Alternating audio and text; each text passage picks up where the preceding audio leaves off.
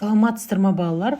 Бүгінгі сабағымыз 2-ші сынып математика сабағы, 57-ші сабақ. Бүгінгі сабақты көрден алдын каналыма тіркеліп алыңыздар, қоңырау түймесін басып қойыңыздар. Бүгінгі сабағымыздың тақырыбы сандар жиынын құру және жіктеу болып табылады. Сен сандар жиынын құруды, жіктеуді, жиынның элементтерін анықтауды және осы белгілер арқылы таңбаларын қолдануды үйренесіңдер. Сандар жиынының бірінші есебі сандардан құрылған жиындарды қарастыр дейді. К 5-тен кем бір таңбалы сандар жиыны дейді. Мысалы 5-тен кем бір таңбалы сандар жиыны 3, 2, 0, 7 белгіні ол жерде жатады немесе жатпайды деген таңбалар пайдаланып, оларды жазамыз. Тиісті немесе тиісті емес деп. Е бір таңбалы сандар жиыны болады. Е жиынына тиісті 4 сан жаз дейді. Е жиынына тиісті 4 сан 1, 2, 3, 4 болуы мүмкін. Мысалы 5-тен кем болады. Сандар жиыны элементтер сандар болып болатын жиын. Сандар жиыны элементтері сандар болатын жиынды айтамыз. Оның құрамында сандар болады. Келесі есебіміз 2-ші есеп С жиынның диаграммасына қара дейді. Бұл жерде С жиынына тиісті және тиісті емес сандарды ата дейді. Оларды жаз дейді.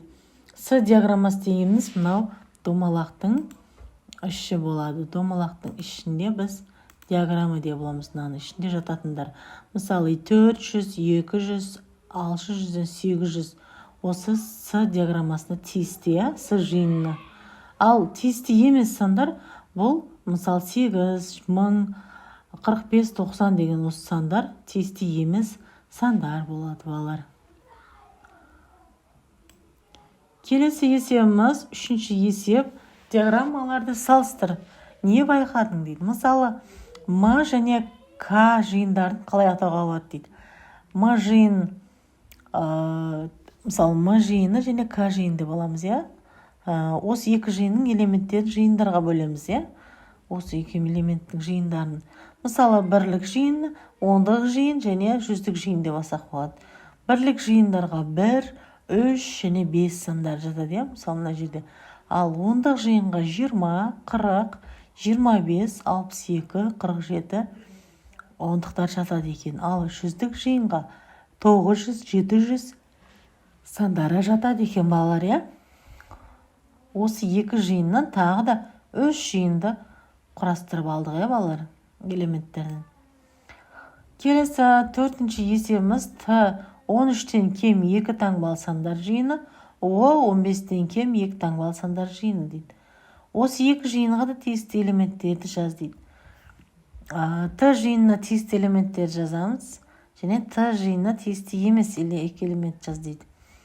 Т элементіне тиісті 12, 11, 10 дейді. Ал Т жиынына тиісті емес екі элемент, олар 14, 13 болады. Мынау қате болады балалар, бұл Т жиыны тиісті емес. Енді екі жиынға да тиісті сандар 12, 11, 10 болады екен балалар. Осылай жазып қоямыз. Келесі 5-ші есеп жиын элементтерін атау ойыны дейді. Гүлдер жиыны қызғалдақ, жауғазын, түйме дақ деп алсақ болады. Ал өзендер жиын дегенге Есіл, Ертіс өзені және Сырдария өзені деп алсақ болады. Ал құстар жиыны атауына қарлығаш, көгершін, қарға деп алсақ болады. Таулар жиынына Алатау, Қаратау және Қазығұрт таулары деп атаулар жиын құрастырсақ болады екен балалар. Жиын дегеніміз осы бірнеше элементтерді сол топқа жатқызуды жиын деп атаймыз. Келесі 6-ші есебіміз теңдеулерді шеш. Бірінші теңдеу, екінші, үшінші теңдеу берілген. Бірінші теңдеу 35 қосу А тең 74 белгісіз сан А болады. Аны табу үшін 74-тен 35-ті азайтамыз. А тең болады 39 болады. Жауабы теңдеуіміз сәйкес келеді 74 тең 74. Келесі 87 азайту X тең 42. X табу үшін 87-тен 42-ні азайтамыз. X тең 45 болады. Бұл жауапта сәйкес келеді. Мына жерде 5 2 емес 5 болады екен.